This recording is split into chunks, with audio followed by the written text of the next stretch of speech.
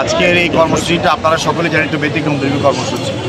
আপনারা সকলেই জানেন বাংলাদেশ সহকারী হাইকমিশনার আগরতলায় হামলা হয়েছে, জাতীয় পতাকা অবমাননা করা হয়েছে, সেখানে অফিস ভাঙচুর করা হয়েছে। ভারতীয় বিভিন্ন মিডিয়ায় বাংলাদেশের স্বাধীনতা সার্বভৌমত্বের বিরুদ্ধে বিভিন্ন ধরনের মিথ্যা অপপ্রচার এবং সাম্প্রদায়িক দাঙ্গা লাগানোর জন্য উস্কানি দেওয়া হচ্ছে। এর প্রতিবাদে জাতীয়তাবাদী যুব দল, জাতীয়তাবাদী স্বেচ্ছাসেবক দল, জাতীয়তাবাদী ছাত্র দল কেন্দ্রীয় কমিটির পক্ষ থেকে বিএনপির ভারপ্রাপ্ত চেয়ারম্যান জনাব তারেক রহমানের নির্দেশে আজকে ঢাকা টু আগরতলা যে লং মার্চের আয়োজন করা হয়েছে, তার সমর্থনে আমরা জাতীয়তাবাদী যুব দল, স্বেচ্ছাসেবক দল, ছাত্রদল, কৃষক জেলা শাখা কর্তৃক আয়োজিত ভৈরব ছাত্রদল, যুবদল, স্বেচ্ছাসেবক এবং বিএনপির অঙ্গ সংগঠনের সমন্বয়ে আমরা আজকে এখানে একটি সমাবেশের আয়োজন করেছি।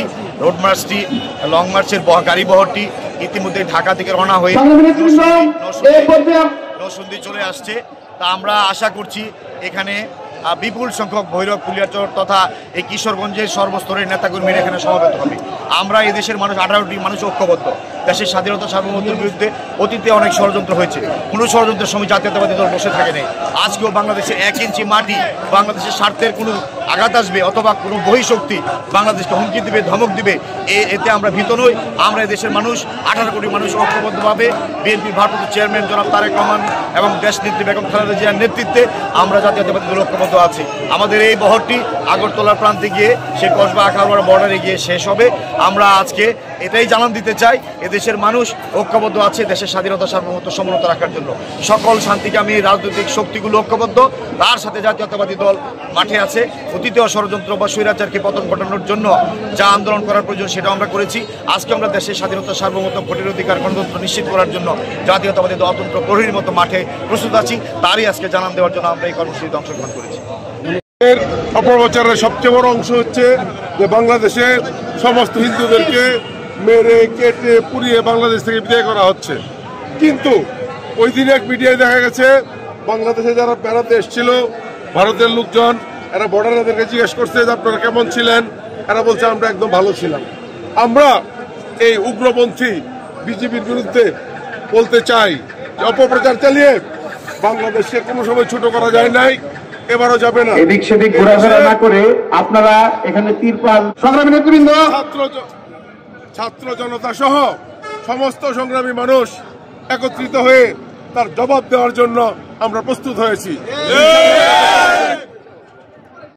সংগ্রামী উপস্থিতি, আজকের এই লং মার্চের মাধ্যমে আমরা জাতির কাছে স্পষ্ট অবস্থান ব্যক্ত করছি। 1979 সালের 1 জানুয়ারি শহীদ রাষ্ট্রপতি জিয়াউর রহমান যে আদর্শ, যে লক্ষ্য এবং উদ্দেশ্যকে সামনে রেখে বাংলাদেশ জাতীয়তাবাদী ছাত্র দলের জন্ম দিয়েছিলেন, তৈরি করেছিলেন। আজ 2024 সালের বাস্তবতায় আমরা তার আদর্শ থেকে বিচ্যুত হয়নি। আমরা বাংলাদেশের স্বাধীনতার সার্বভৌমত্বের প্রশ্নে বাংলাদেশ জাতীয়তাবাদী ছাত্র দল এখনো আপসহীন ভূমিকায় রয়েছে। এখনো এই দেশের পক্ষে লড়াই সংগ্রামে আমরা এখনো রয়েছি, আজীবন থাকবে, সবসময় থাকবে বাংলাদেশ জাতীয়তাবাদী ছাত্র দল। আমরা শুধুমাত্র একটি কথা বলতে চাই, যখন খুনি হাসিনা এই দেশে অবৈধভাবে ক্ষমতায় ছিল, অবৈধভাবে ভুট্টু হিসাবে ক্ষমতায় ছিল, তখনও কিন্তু ভারত সরকার সরাসরি এই খুনি হাসিনাকে পৃষ্ঠপোষকতা করেছে এবং ভোট চুরি থেকে শুরু করে সকল অনৈতিক অপকর্মের সাথে ভারত সরকারের সরাসরি সম্পৃক্ততার অভিযোগ রয়েছে।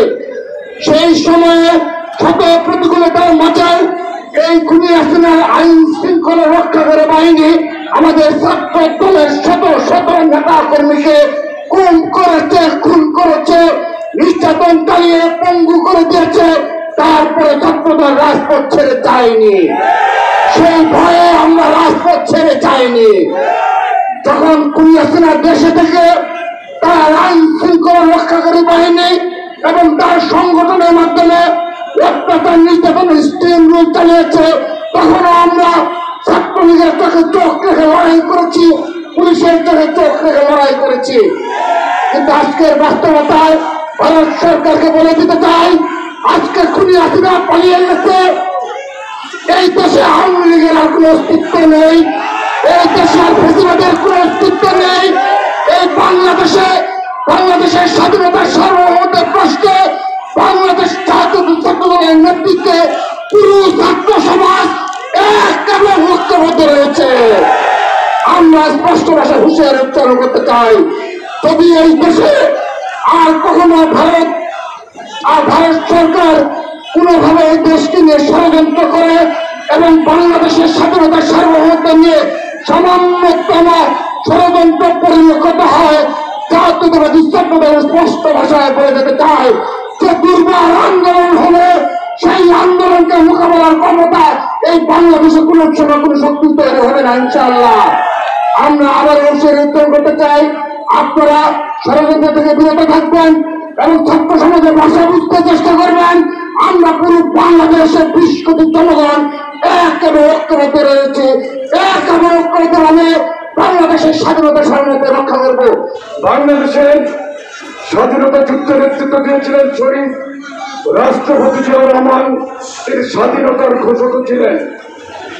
আমরা শহীদ রাষ্ট্রপতি জিয়াউর রহমানের উত্তরসূরি হিসেবে বাংলাদেশের স্বাধীনতার সার্বভৌমত্বের পক্ষে আমরা অবশ্যই প্রিয় দেশনেত্রী বিএনপির চেয়ারপারসন তিনবারের সাবেক প্রধানমন্ত্রী খালেদা জিয়া বলেছিলেন, বাংলাদেশের বাইরে আমাদের কোন প্রভু নেই, বন্ধু আছে।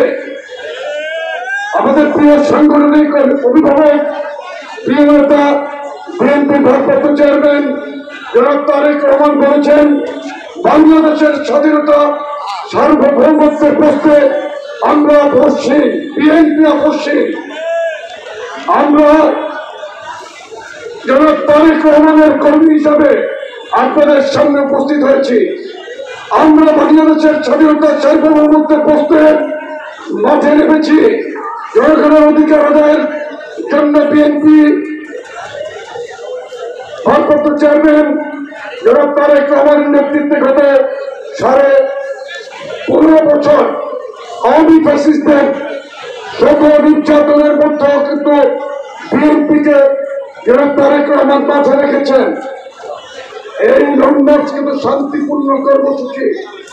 আমরা কিন্তু ভারতের উগ্রবাদী গোষ্ঠীর মতো আচরণ আমরা করার জন্য মাঠে নামে যাই।